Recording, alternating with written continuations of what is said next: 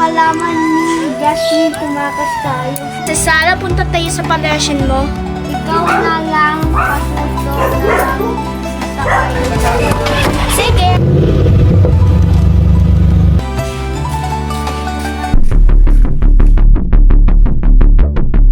Okay, driver. Nasaan si Sara? Nasaan si Sara?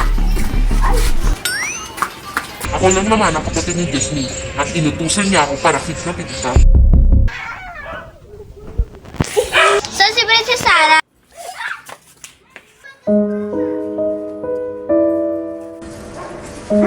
Tutok mo pa.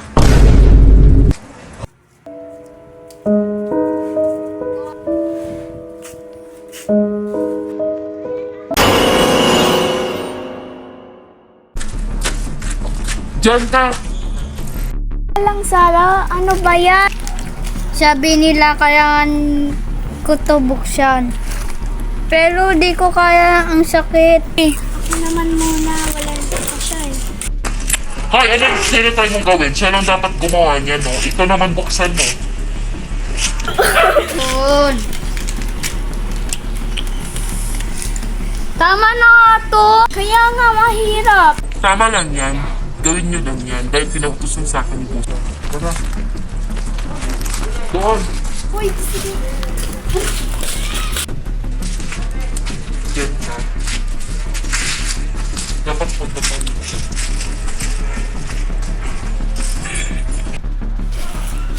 Tapos na.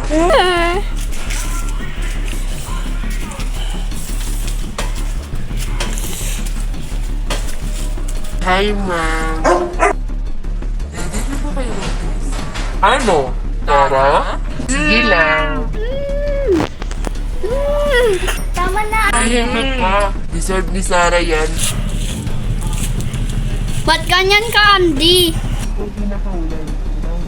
Hindi na ba kayo? Ba't ako nandito? Nakawalan ko lang naman silang dalawa kasi kawawa na sila. Hoy, bumalik ka dito. Andy, ano nangyari sa'yo? Andy! Ano nangyari?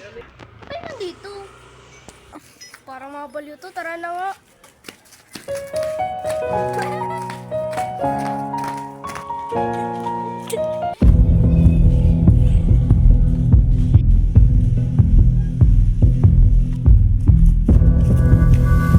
Ba't niyo ka iniwan?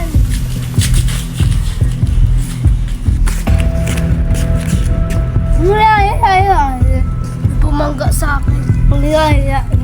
Ah! Aray!